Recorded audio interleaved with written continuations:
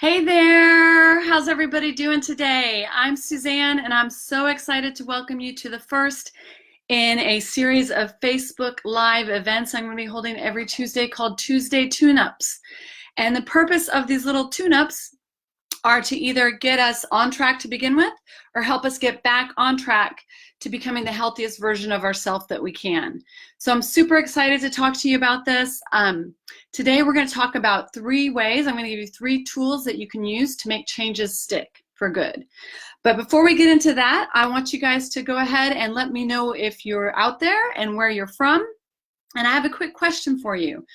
I am wondering if you made New Year's resolutions this year, and here we are, it's February, beginning of February. I want to know how those resolutions are going for you. So I will see if y'all have anything to say about that. While y'all are chiming in, I'm going to let you know that my New Year's resolutions are going kind of okay, right? No, actually, they're going pretty good, but yeah, there's some that I made with a better understanding than others. So while you're thinking about that, I want to let you know there's really 3 types of people when it comes to New Year's resolutions. Oh, hey there, good morning. So we're chiming in on if we made New Year's resolutions and how are they going for you. So what I've noticed with New Year's resolutions, there's 3 types of people. There are the deniers, so the people that don't want to make New Year's resolutions at all and not going to do it, don't care, not interested, right? Then we have the other extreme. I'm calling these the New Year's resolution connoisseurs. And these are the people that have not only resolutions, but they might be prioritized and color-coded and lined up to go with their life strategic plan and their personal mission statement and all that. And then between the deniers and the connoisseurs, we kind of have the people in the middle. The people that think about things they want to change and you know, maybe stick with it. First week goes pretty well. Second week goes pretty well. Kind of not so well. Third week. By the 4th week, usually they are the people that are like, you know, I'm going to worry about these next year. And if you work out in a gym, you've seen how the attendance just drops off precipitously. So I want to put a question out there and see, of the people you know, friends and family, where do you think you know the most people? Are they the deniers, the connoisseurs, or the people in the middle? I'll tell you where my people are, but I'm curious if we have any connoisseurs out there or deniers. I will say it's usually the connoisseurs and the deniers that are the most vocal about how they feel about New Year's resolutions, and the people in the middle are usually a little more quiet about it. All right, well, the people that I see the most of, and this is not just through professional work, but also through just friends and family, are the people stuck in the middle. Not stuck in the middle, the people that are in the middle. So they have a good idea of things they want to change. They do really well the first week or 2, and then things start to unravel. So that's why I want to talk to you today about, oh, the deniers. Awesome. I love the deniers because a lot of them are very adamantly against it.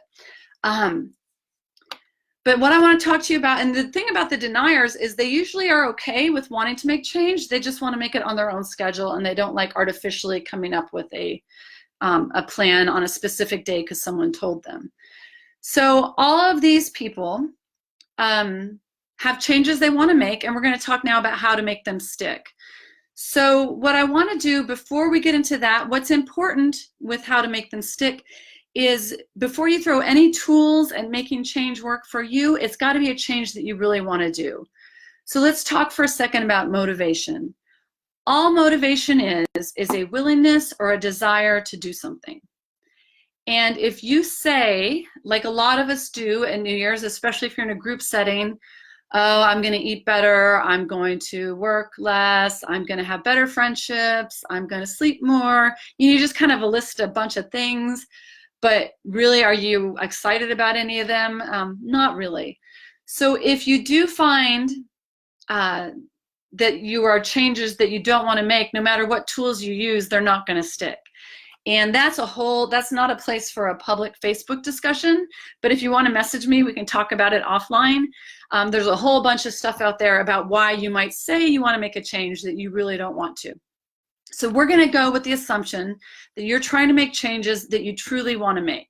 So 3 tools to help you stick those changes into your soul, right? So the first tool is my favorite, and that's visualization. So I'm curious, how many have heard an athlete, like an Olympic medalist, perhaps, at the end of the interview or the end of the event say, yeah, you know, I really thought I wasn't going to make it. I spent a lot of time thinking about failing and how much drudgery it was going to be and how much I was going to hate practicing and training, right? They don't say that, or at least I've never seen it. Maybe there's one out there. But so what I want you to do with the visualization is you're going to think that you're already successful in making the change that you want. And you're going to picture yourself in that space where you've already made that change. So if you find yourself week 3 or 4 and you're not sticking to your resolutions, or whatever time of year it is for you deniers that are trying to make a change, just schedule a couple every other day or so, just a few minutes, 3 or 4 minutes, to give your mind a chance to picture what's going to happen if you make that change and really live it. Because the more you live it, the easier it is going to be for your brain and your heart to connect to it. And that's going to make it easier to deal with obstacles that come in the way of getting the change you want. So the first one is visualization. The second one is to write the changes down that you want to make.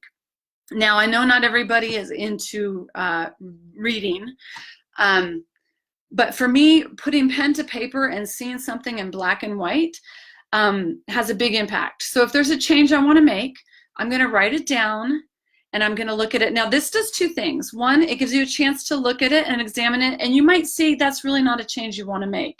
So it might hit that first thing of making sure it's a change you want to make. But the second thing is you get a chance to kind of think about it for a second and really craft, what it is you're wanting to change. The other beauty of writing it down is then you can then take this Post-it note, paper, whatever, and stick it somewhere where you're going to see it every day. So if it's like getting out of the house more to walk, right?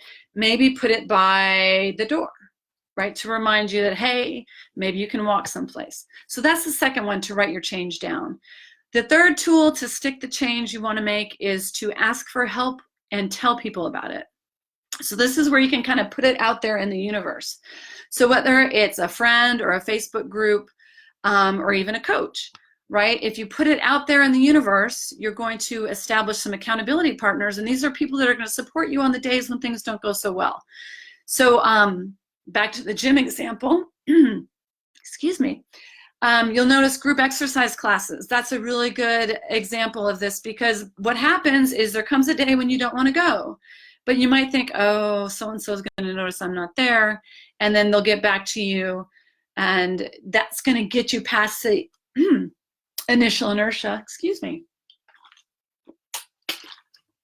of getting you back to the gym. So those are the 3 tools I'm sharing with you today to make changes stick. You have the visualization of where you want to be.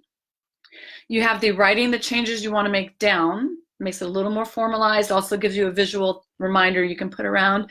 And asking someone for help, or just telling someone, whether it's a friend or meeting with a buddy or checking in with a buddy every once in a while. So those are the 3 tools you can use to make changes last. I'm curious, what tip of those 3 tools, what thing do you think would help you the most? So go ahead and leave that in the comment, what tip you're willing to try. And I want to thank you so much for joining me this week. Like I said, this is the first of a series of videos. So same time next week, another Tuesday tune-up here at noon. I look forward to hearing from you.